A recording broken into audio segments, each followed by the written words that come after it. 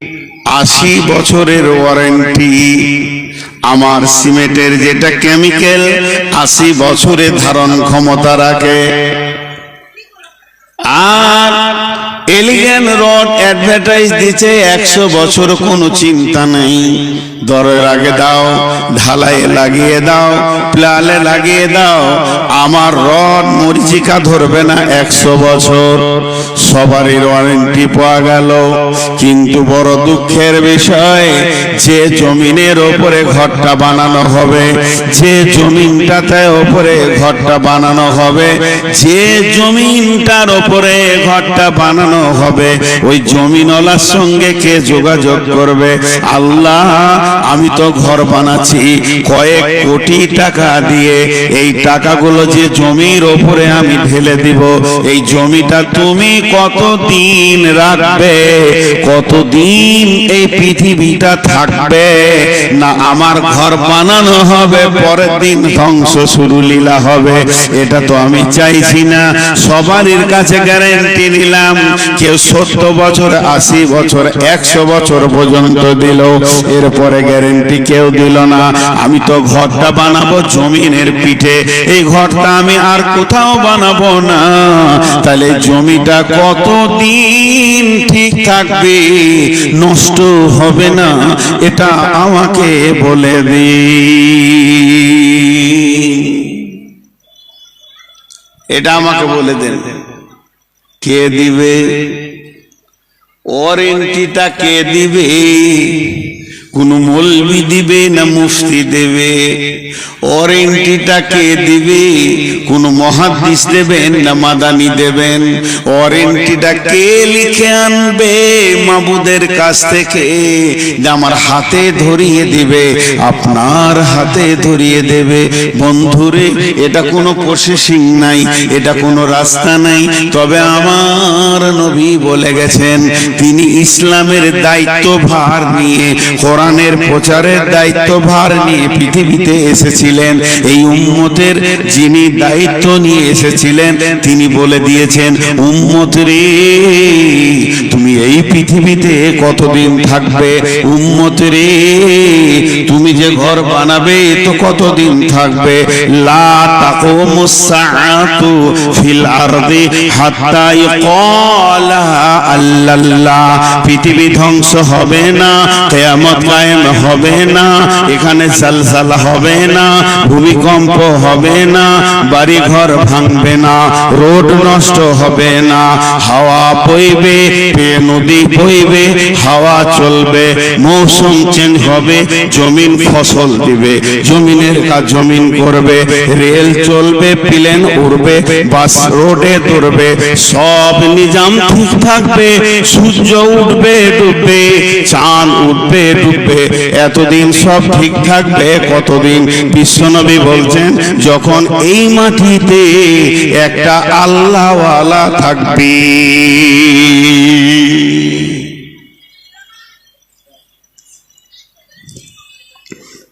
একটা আল্লাহওয়ালা থাকবে। আল্লাহওয়ালাটার দাম কত বলেন এবার? ওই আল্লাহওয়ালাটার দাম কত? একটা খালেস নিয়তে। আজকে মহিষপুর মাদ্রাসার এত খরচা কেন? মহিষপুর মাদ্রাসার কমিটিকে আমি প্রশ্ন করছি, শুধু মহিষপুর নয়, যত মাদ্রাসা কমিটি বসেছেন আমি প্রশ্ন করছি, আপনারা শুরু থেকে শেষ পর্যন্ত বছরে 20 লাখ, 50 লাখ, 30 লাখ, 70 লাখ, 80 লাখ খরচা করছেন কেন? খেপা কুকুরে কামড়িয়েছে, গাঁজা খেয়েছে, মাথা নষ্ট হয়ে গেছে, টাকাটা নষ্ট করছে। উদ্দেশ্য একটাই, আল্লাহওয়ালা তৈরি হোক, পৃথিবী শান্তি হবে। সকলের উদ্দেশ্য, মহিষপুর মাদ্রাসা কমিটির উদ্দেশ্য আর কোন মাদ্রাসার কমিটির উদ্দেশ্য, সব মাদ্রাসার কমিটির একটা উদ্দেশ্য, আল্লাহওয়ালা বানাতে রাখ, আল্লাহওয়ালা বানাতে রাখ। আমি এখনো বায়ানে যাইনি, ভূমিকায় আছি। মেন বায়ানে যখন যাব আপনি উঠবেন না। বড় দুঃখের বিষয়, এই মহিষপুরে এবার নিয়ে 3-4 বার আসা হয়ে গেল। যতবার এসেছি লোক ভালো পেয়েছি, যতবার এসেছি কমিটির ব্যবহার ভালো পেয়েছি, আজও পেয়েছি। কিন্তু দুঃখের বিষয় শেষ পর্যন্ত আপনারা থাকতে পারবেন না। আর আমি আগামী বছরে বাঁচবো কিনা জানি না। এখন আমি কথা বলছি, আজকে ব্লাড টেস্ট করেছে কথা বলছি, 506 সুগার আমার। পানিটা এমনি খেয়েছি না, জিভ শুকিয়ে যাচ্ছে, তারপরেও কথা বলছি। আপনারা একটু শুনেলেন, আমিও চলে যাব।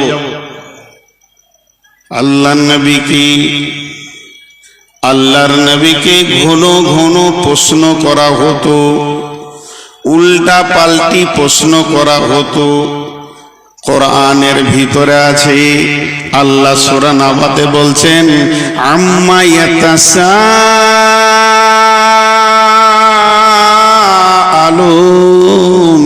আনিন নাবাইল আযীম আল্লাযী হুম ফীহি মুখতালিফুন।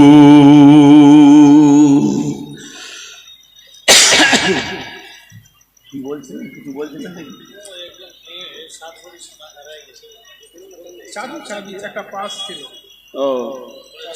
আচ্ছা বলে দিচ্ছি, এগুলো বলতে হবে, কিন্তু খাবারের লেগার বলি না। আর ওই মাইক যদি বাজে আমি বলে এসছি, তা আমি আগে খেতে আসবো তোর কাছে, তারপর যা করবি করবি। হ্যাঁ, আপনারা বক্তা চয়েস করতে পারেন নাই, আমার মতো খচ্চরটাকে নিয়ে নিয়েছেন। একটা মহিলার, আমাদেরই বোন, মা বোন সব, তার পার্স হারিয়ে গেছে, ব্যাগে যথেষ্ট পরিমাণ সম্পদ আছে। যদি আপনি পেয়ে থাকেন, ফেরত দিলে নেকি পাবেন।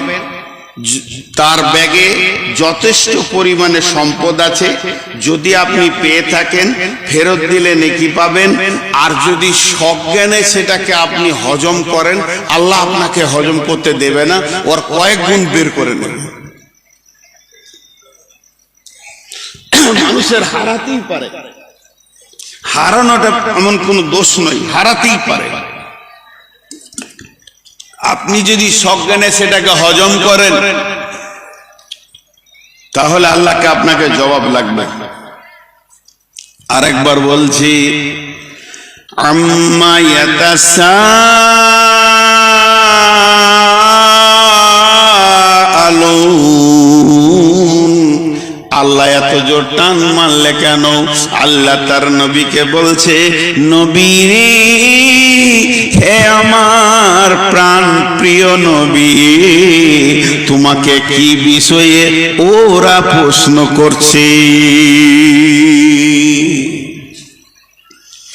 কি বিষয়ে প্রশ্ন করছে গো? বলো, তোমাকে উল্টা পাল্টি করছে। আল্লাযী হুম ফীহি মুখতালিফুন। কোন বিষয়টা নিয়ে ইখতিলাফ করছে, কনফিউশন তৈরি করছে? এমন কিছু কথা আছে আপনার দিলে কনফিউশন করে দিতে পারবো, আমি পারবো। এখন আপনিও পারবেন আমাকে। আমি একটা দোকান বানিয়েছি, ওই দোকানে আপনি আসলেন, আমি বললাম ভিভোর 29 প্রো, এটা মালটা ভালো, এর মতো মাল নাই, ভারতবর্ষের মতো মাল নাই, এর থেকে দামি আর মোবাইল হয়নি, এটাই শেষ দামি, কোনো কোম্পানি বের করতে পারেনি। বলতে বলতে আপনাকে বললাম দাম হলো 40,000। এতগুলো কথা বলার পর শেষকালে খালি যদি বলি, তবে কিন্তু মালটাতে, আর কিছু বললাম না, তবে কিন্তু মালটাতে আর কিছু বললাম না, আপনার মনে কিন্তু শুরু হয়ে গেল। তো ওই কাফেররা করতো কি, কিয়ামতকে নিয়ে রসুলের সঙ্গে ফাজলামা করতো। হবে হবে, হ্যাঁ হবে, কি জানি এটা কেমন মনে হচ্ছে। আল্লাহ বলছে, তোমার দিলকে তারা ইখতিলাফ তৈরি করে দিছে, মতভেদ তৈরি করে দিছে, দোদুল্যমান তৈরি করে দিছে। তবে শুনে নাও, আল্লাযী হুম ফীহি মুখতালিফুন, কাল্লা সায়ালামুন সুম্মা কাল্লা সায়ালামুন, কাল্লা সায়ালামুন, নিশ্চয়ই তারা জানবে জানবে জানবে, সুম্মা কাল্লা সায়ালামুন, আবার বলছে তারা নিশ্চয় জানবে।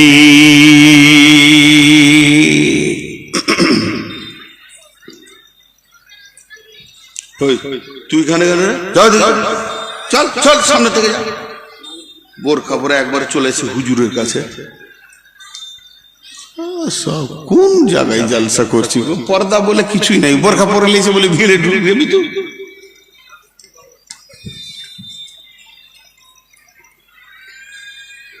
হায় আমার আফসোস। সবাই একবার বলেন আলহামদুলিল্লাহ।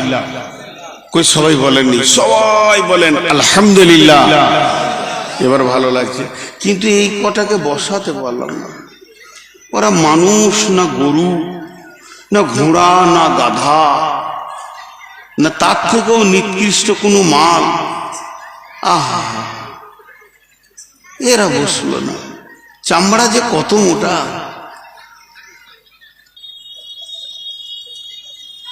এখানে একটা মজার কথা বলছি, শুনেন।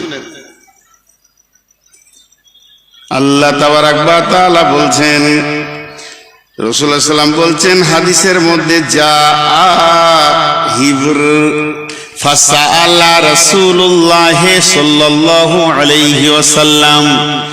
হিবর মানে হচ্ছে একটা পাদরি, পাদরি পোপ, পাদরি পোপ, পাদরি পোপ। মুসলমানদের যেমন মৌলানা, হিন্দুদের যেমন ব্রাহ্মণ, আর এই রকম হলো খ্রিস্টানদের আছে, ওই রকম গুরু আছে আপনার এদের মারোয়ারিদের। তেমনি যারা ইহুদি আর নাসারা, তাদের আলেমকে পোপ বলে, পাদরি বলে। সব থেকে বড় আলেমকে পোপ বলে। আমাদের যেমন বড় আলেমকে সম্মানের সঙ্গে ডাকে শেখ। শেখ, শেখ মানে বড় আলেম, শেখ মানে বৃদ্ধ, বয়োবৃদ্ধ, জ্ঞানে বয়োবৃদ্ধ। ওরা বড় আলেমকে পাপায়ে আজাম বলে। পাপায়ে আজাম মানে ওই হলো সব থেকে বড় পণ্ডিত।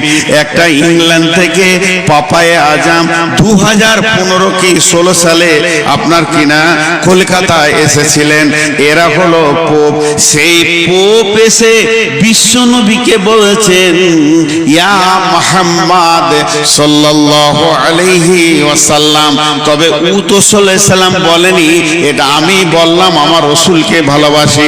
আপনারা একবার প্রাণ খুলে জোরে বলবেন। ওই পোপ বলছে, ইয়া মুহাম্মদ সাল্লাল্লাহু আলাইহি ওয়াসাল্লাম, হাল তাদরি হাক্কুল্লাহ কদরুল্লাহ, হাল তাদরি কদরুল্লাহ। ও মুহাম্মদ, তুমি নিজেকে নবী বলে দাবি করছো, তবে কি তুমি আল্লাহর ক্ষমতাটা বলতে পারবি? ওর উদ্দেশ্য কি ছিল প্রশ্ন করার? উদ্দেশ্য ছিল ওকে ছোট করে দিব, উত্তর দিতে পারবে না, আমার কাছে ছোট হয়ে যাবে। বিশ্বনবী শুরু করলেন, বিসমিল্লাহির রহমানির রহিম, ওমা কদরুল্লাহ হাক্কা কদরিহি ওয়াল আরদু জামিআন কবদাতুহু ইয়াওমাল কিয়ামাতি ওয়াস সামাওয়াতু মাদবিয়াতুন বিয়ামিনিহি সুবহানাহু ওয়া তাআলা আম্মা ইউশরিকুন। ওয়া নুফিকা ফিস সূরি ফাসাইকা মান ফিস সামাওয়াতি ওয়া মান ফিল আরদি ইল্লা মান শাআল্লাহু সুম্মা নুফিকা ফীহি উখরা ফাইযা হুম কিয়ামুন ينظرون وأشرقت الأرض بنور ربها وأوذي الكتاب وذي بالنبيين والشهداء وقضي بينهم بالحق وهم لا يظلمون ووفيت كل نفس ما عملت وهو أعلم بما يفعلون وسيق الذين كفروا إلى جهنم زمرا। বিশ্বনবী যখন আয়াতগুলো পড়তে শুরু করেছে, ওর চোখে তো খালি সরষের ফুল দেখছে, মাথা তাঁতা করে ঘুরছে। কি বলছে রে, কি বলছে রে, ভাষা কি রে? আল্লাহ রাসূল বলতে লাগলেন, তোমরা কে আল্লাহর কুদরত জানো, আল্লাহর ক্ষমতা সম্পর্কে কি জানো? সাতবক আসমানকে একটা বলের মতো হাতে ধরবে, সাতবক জমিনকে আর এক হাতে ধরবে, এইভাবে ঝাঁকি মারবে, সারা বিশ্ব মানব বুঝে নেবে আল্লাহর ক্ষমতা কি। নবী, এই আল্লাহ এমন, উনি এক একক, কাউকে সঙ্গে নেন না, ওনার কোনো শরীক নাই। ওই আল্লাহ কেমন? আল্লাহর একটা গোলাম আছে, বলবে সুর ফুঁকে দে, বিশ্ব ভূমণ্ডল ভেঙে চুরমার হয়ে যাবে। তারই ভিতরে যাকে ইচ্ছা তাকে বাঁচিয়ে রাখবে, তাকে মারবে না, সে ধ্বংস হবে না। দ্বিতীয় সুর যখন ফুরা হবে, সারা বিশ্বটা ধ্বংস হয়ে যাবে। তারপরে আবার আল্লাহ সবগুলোকে দাঁড় করাবেন। কেমন কুদরত! ধূলিসাৎ হয়ে গেল, নিশ্চিহ্ন হয়ে গেল, পিপুলিকার মতো একটা দেখা যাচ্ছে না, আবার সবগুলোকে কুদরতের হুকুমে এক জায়গায় দাঁড় করাবে। তাদের হিসাব নেবে, তাদের কাছ থেকে নেবে রসুলের মতো চেহারা, তাদের কাছ থেকে নেবে ভালো আমল, এরপরে তাদেরকে জান্নাতে জাহান্নামে দেবে, সার্টিফিকেট দেবে। আমার আল্লাহ এমন কুদরতি ক্ষমতা আছে, মানুষের দিলে এমন একটা রিয়াকশন দিয়ে দেবে, ওরা নিজেই বুঝে নেবে আমি কি করে এখানে এসে হাজির হলাম। তারপরে আল্লাহ ফেরেশতাদেরকে বলবে, কাফেরদেরকে হাঁকি নিয়ে গিয়ে জাহান্নামে ভরে দাও, আর জান্নাতীদেরকে আদর করে নিয়ে গিয়ে জান্নাতে ভরে দাও।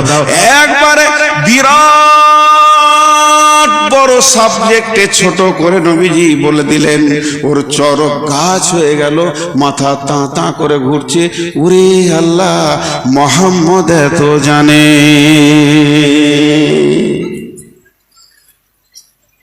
জি ভাই, আমরা নিজেদেরকে ভাবি না। আর দুটো আয়াত বলবো। يسألونك عن الساعة أيان مرساها فيما أنت ذكراها إلى ربك منتهاها। আবার আল্লাহ রসুলকে প্রশ্ন করা হতো, সেই কিয়ামত কবে হবে? ইয়াসআলুনাকা আনিস সাআতি আইয়ানা মুরসাহা, হে নবী বলে দাও কিয়ামত কবে হবে। আল্লাহর নবী বলছেন, যে ব্যাপারে তোমরা জিকির করছো এই ব্যাপারটা এইটা নয়, এই ব্যাপারটা আছে ইলা রব্বিকা মুনতাহাহা, এটা কবে শুরু হবে তো রবের কাছে আছে ডেট, তারিখ, সময় নির্দিষ্ট করা আছে। ইল্লা কান্নাহুম ইয়াউমা ইয়ারাউনাহা লাম ইয়ালবাসু ইল্লা আসিয়াতান আও দুহাহা, এটা যেদিন হবে তোদেরকে যখন দাঁড় করানো হবে, তোরা কিয়ামতের মাঠে দাঁড়িয়ে বলবি আমি দুনিয়াতে এক বেলা ছিলাম, কিংবা এক সকাল এক সন্ধ্যা ছিলাম, বেশি দিন আমি দুনিয়া করিনি।